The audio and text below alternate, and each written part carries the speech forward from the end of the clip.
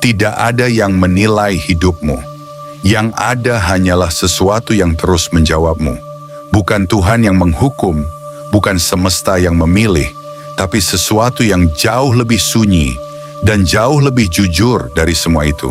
Ia hanya memantulkan. Di balik semua kejadian yang kamu alami, ada satu hukum yang bekerja tanpa suara. Ia tidak pernah berdebat. Ia tidak pernah memilih siapa yang layak bahagia dan siapa yang pantas menderita. Ia bahkan tidak mengenal konsep baik dan buruk. Inilah yang jarang disadari manusia. Karena sejak kecil kita diajarkan bahwa hidup itu soal moral. Ini benar, itu salah. Ini suci, itu dosa. Tapi hukum resonansi tidak berjalan di atas moral manusia. Ia berjalan di atas getaran kesadaran. Dan getaran tidak pernah berbohong.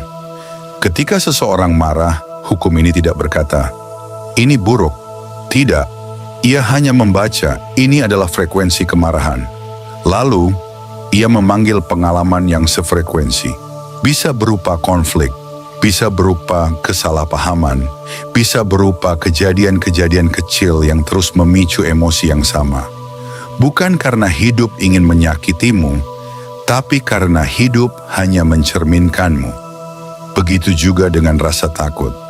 Ketika kamu hidup dalam ketakutan, hukum ini tidak menghakimi. Kamu lemah. Tidak, ia hanya merespon.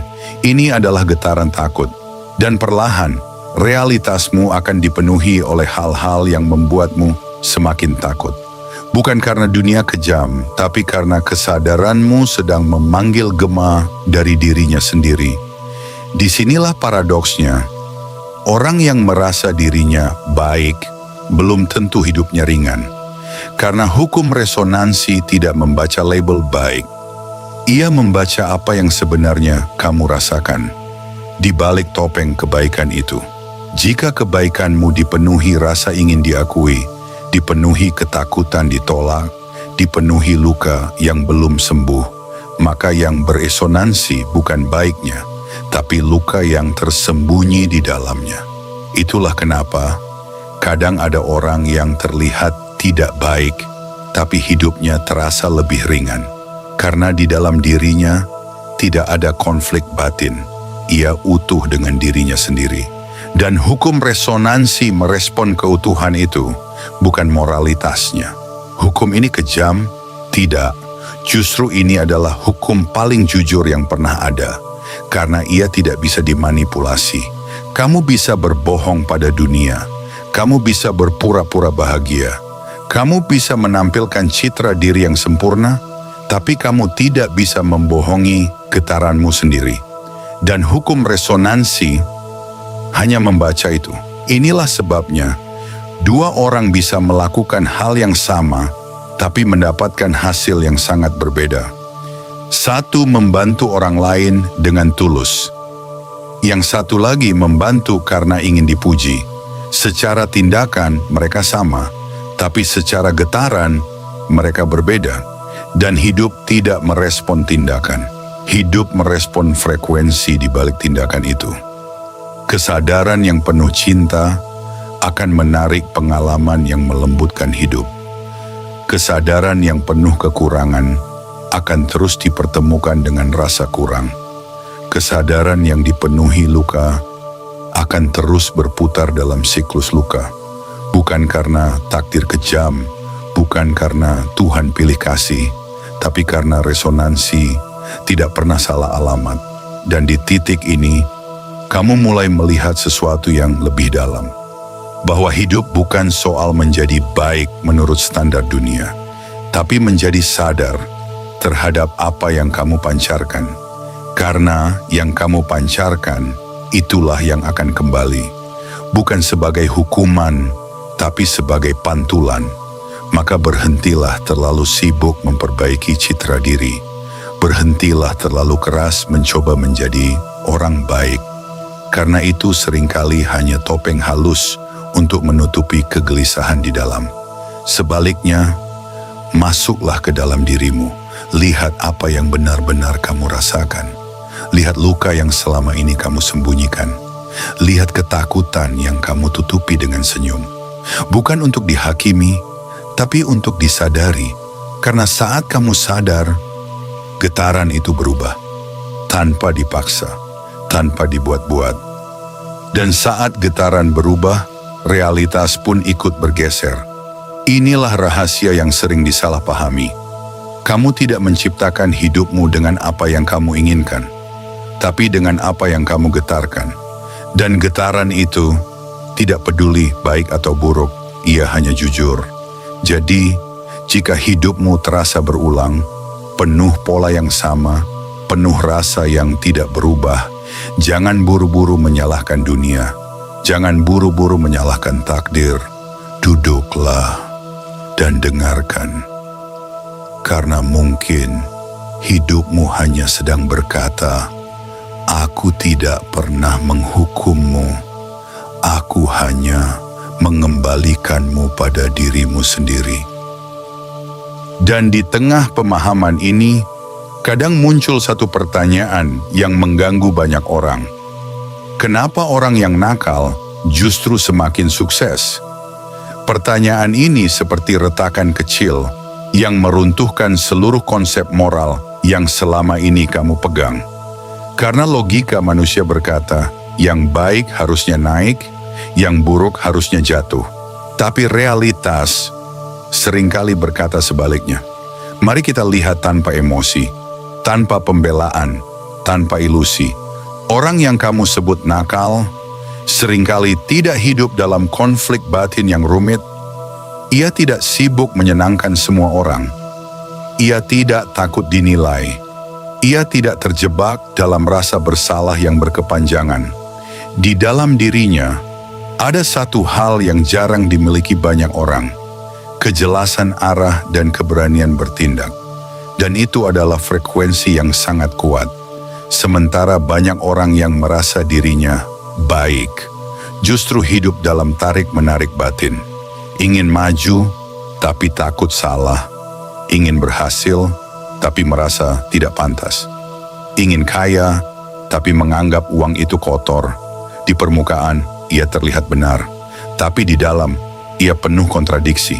Dan hukum resonansi tidak merespon niat baik yang diucapkan. Ia merespon konflik yang dirasakan. Maka jangan heran jika seseorang yang nakal, tapi penuh keyakinan, penuh keberanian, penuh rasa layak, justru lebih cepat menarik keberhasilan. Bukan karena kenakalannya yang membuatnya sukses, tapi karena tidak ada perlawanan di dalam dirinya.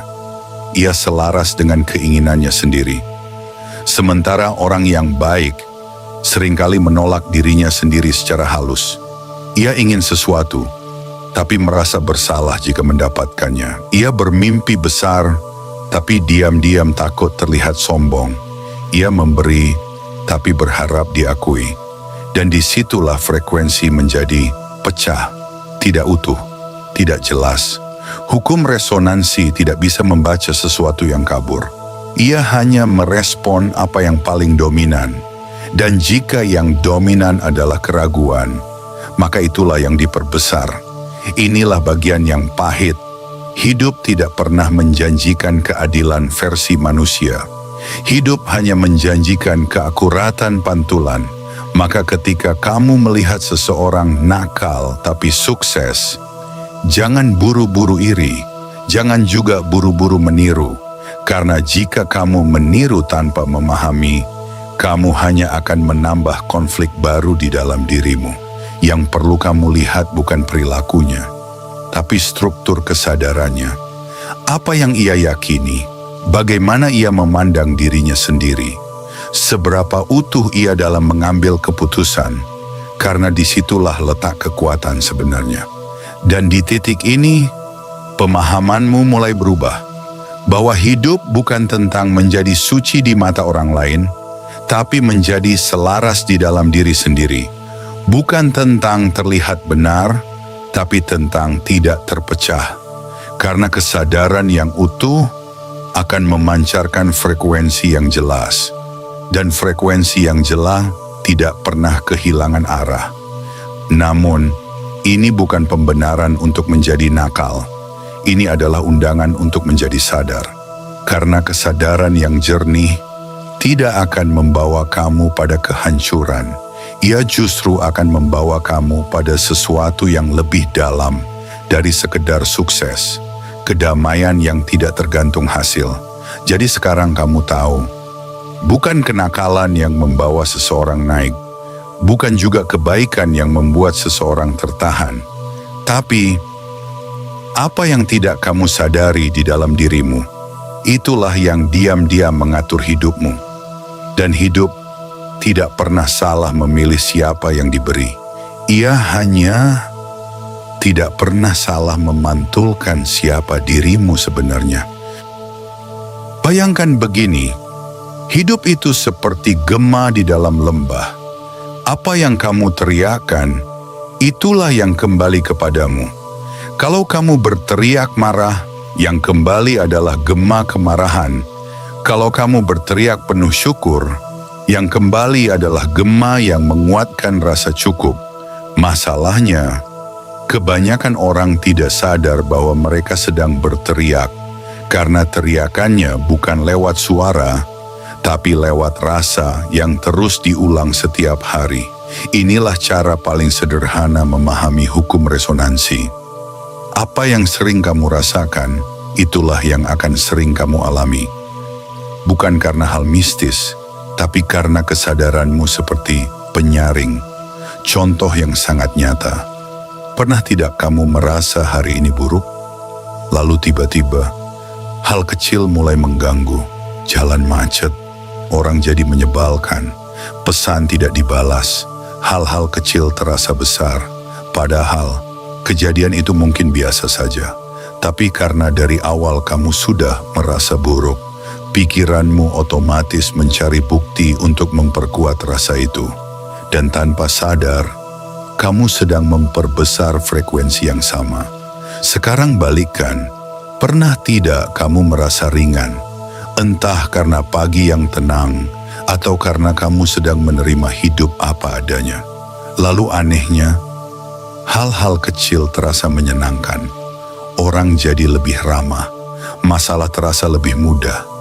Bukan karena dunia berubah drastis, tapi karena cara kamu memfilter dunia berubah. Disinilah kunci yang sering tidak dipahami orang awam.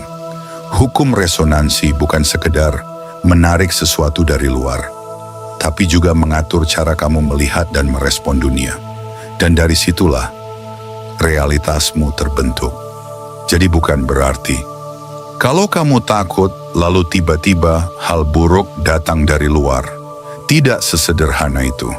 Yang terjadi adalah rasa takut membuatmu lebih fokus pada kemungkinan buruk, membuatmu lebih waspada berlebihan, membuatmu mengambil keputusan yang sempit, dan dari situlah kejadian-kejadian yang kamu takuti menjadi lebih mungkin terjadi. Artinya, hukum resonansi bekerja dari dalam keluar, bukan sulap, bukan sihir, tapi pola kesadaran yang berulang. Sekarang kita buat lebih sederhana lagi. Kalau kamu terus merasa aku tidak mampu, maka kamu akan menghindari kesempatan, ragu mengambil langkah, cepat menyerah, dan hasil akhirnya hidupmu akan terlihat seperti membuktikan, aku memang tidak mampu. Padahal itu bukan takdir, itu adalah resonansi yang kamu pelihara. Sebaliknya, kalau kamu mulai merasa aku bisa belajar, mungkin di awal belum ada hasil besar, tapi kamu akan lebih berani mencoba, lebih tahan gagal, lebih terbuka belajar, dan perlahan realitasmu berubah. Lihat, bukan karena semesta tiba-tiba memberi hadiah, tapi karena cara kamu bergerak di dalam hidup berubah. Inilah inti terdalamnya. Hukum resonansi tidak bekerja seperti tombol ajaib.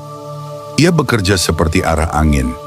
Kalau arah angin berubah sedikit saja, kapalmu akan sampai di tempat yang berbeda. Dan arah angin itu adalah kesadaranmu. Maka yang perlu kamu lakukan bukan memaksa hidup berubah, bukan juga memaksa diri jadi positif setiap saat. Karena itu justru membuatmu lelah dan tidak jujur. Yang perlu kamu lakukan jauh lebih sederhana tapi tidak mudah. Sadar saat kamu takut, sadar saat kamu marah, sadar saat kamu merasa kurang. Bukan untuk dilawan, tapi untuk dilihat.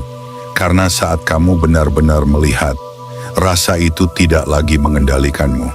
Dan saat tidak mengendalikan, frekuensinya mulai melemah. Perlahan, yang muncul bukan lagi reaksi otomatis, tapi pilihan. Dan dari pilihan itulah, hidupmu mulai berubah arah. Jadi, hukum resonansi bukan tentang menjadi orang baik atau jahat. Bukan tentang menarik kekayaan atau menghindari kesialan, tapi tentang satu hal yang sangat sederhana. Seberapa jujur kamu dengan apa yang kamu rasakan, dan seberapa sadar kamu saat menjalaninya. Karena pada akhirnya, hidup tidak pernah bertanya kamu siapa. Ia hanya bertanya, apa yang sedang kamu getarkan saat ini? Dan tanpa suara, hidup akan selalu menjawabnya. Kamu akan sampai di satu titik di mana semua konsep runtuh. Baik, buruk, benar, salah, layak, tidak layak, semuanya perlahan kehilangan makna. Bukan karena hidup tidak punya arah, tapi karena kamu mulai melihat sesuatu yang lebih dalam dari sekedar penilaian. Bahwa selama ini, kamu tidak benar-benar hidup. Kamu hanya bereaksi dari luka, bereaksi dari ketakutan, bereaksi dari pola lama yang terus berulang tanpa disadari. Dan kamu menyebutnya, ini aku. Padahal itu hanya gema masa lalu yang belum selesai. Hukum resonansi tidak pernah salah. Yang sering keliru adalah cara kita memahami diri sendiri. Kita ingin hasil berubah, tapi menolak melihat apa yang ada di dalam. Kita ingin hidup lebih ringan, tapi terus menggenggam beban yang sama. Kita ingin damai, tapi diam-diam menikmati drama yang kita pelihara. Dan hidup tidak pernah melawanmu. Ia hanya mengikuti apa yang paling sering kamu ulang, mengikuti apa yang paling dalam kamu percayai, mengikuti apa yang paling jujur kamu rasakan. Bahkan saat kamu mencoba menutupinya, maka jangan heran jika kamu merasa terjebak dalam pola yang sama. Bertemu orang yang sama dalam wajah yang berbeda, mengalami luka yang sama dalam cerita yang berbeda, mengulang rasa yang sama dalam waktu yang berbeda. Itu bukan kebetulan, itu adalah panggilan. Panggilan untuk melihat. Melihat bukan dengan pikiran, tapi dengan kesadaran. Melihat tanpa membela diri, tanpa mencari kambing hitam, tanpa lari ke konsep spiritual yang indah tapi kosong. Karena selama kamu masih bersembunyi, di balik kata aku baik, di balik kata aku benar, di balik kata aku korban, selama itu pula, hidup akan terus memantulkan hal yang sama. Dengan cara yang mungkin lebih keras, lebih dalam, lebih tidak nyaman. Sampai satu hari, kamu lelah. Bukan lelah karena dunia, tapi lelah karena terus menjadi versi dirimu yang tidak jujur. Dan disitulah, sesuatu mulai retak.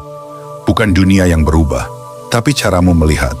Kamu mulai berhenti menyalahkan, berhenti membandingkan, berhenti memaksa hidup sesuai maumu. Dan untuk pertama kalinya, kamu hanya melihat apa adanya, tanpa topeng, tanpa cerita tambahan. Dan anehnya, di dalam kejujuran yang sederhana itu, muncul sesuatu yang selama ini kamu cari. Bukan kekayaan, bukan pengakuan, bukan kemenangan, tapi kelegaan. Kelegaan karena tidak lagi melawan diri sendiri. Kelegaan karena tidak lagi harus menjadi sesuatu. Kelegaan karena akhirnya kamu sadar bahwa hidup ini tidak pernah menjadi musuhmu. Ia hanya cermin. Cermin yang tidak pernah lelah memantulkanmu. Cermin yang tidak pernah berbohong.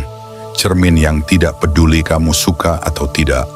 Dan sekarang, pertanyaannya bukan lagi, kenapa hidupku seperti ini? Tapi, apa yang selama ini aku ulang tanpa sadar? Karena disitulah pintunya. Bukan di luar, bukan di orang lain, bukan di takdir, tapi di dalam, di tempat yang selama ini kamu hindari. Dan jika kamu berani masuk ke sana, tanpa lari, tanpa menolak, tanpa memolesnya menjadi sesuatu yang indah, maka kamu akan melihat sesuatu yang sangat sederhana, tapi mengubah segalanya. Bahwa kamu tidak perlu mengubah dunia untuk merasakan damai. Kamu hanya perlu berhenti, mengulang luka yang sama, dan saat itu terjadi, tanpa kamu sadari, resonansi berubah. Bukan karena kamu memaksa, bukan karena kamu berusaha keras, tapi karena kamu akhirnya jujur. Dan di dalam kejujuran itu, hidup tidak lagi terasa seperti pertempuran. Ia menjadi perjalanan pulang. Pulang ke diri yang tidak terpecah. Pulang ke kesadaran yang utuh. Pulang ke keheningan yang tidak butuh pembuktian. Dan di sana, tidak ada lagi pertanyaan. Tidak ada lagi tuntutan. Tidak ada lagi pencarian yang gelisah. Yang ada hanya satu hal, yang sejak awal selalu ada, tapi tidak pernah kamu sadari, diam yang hidup.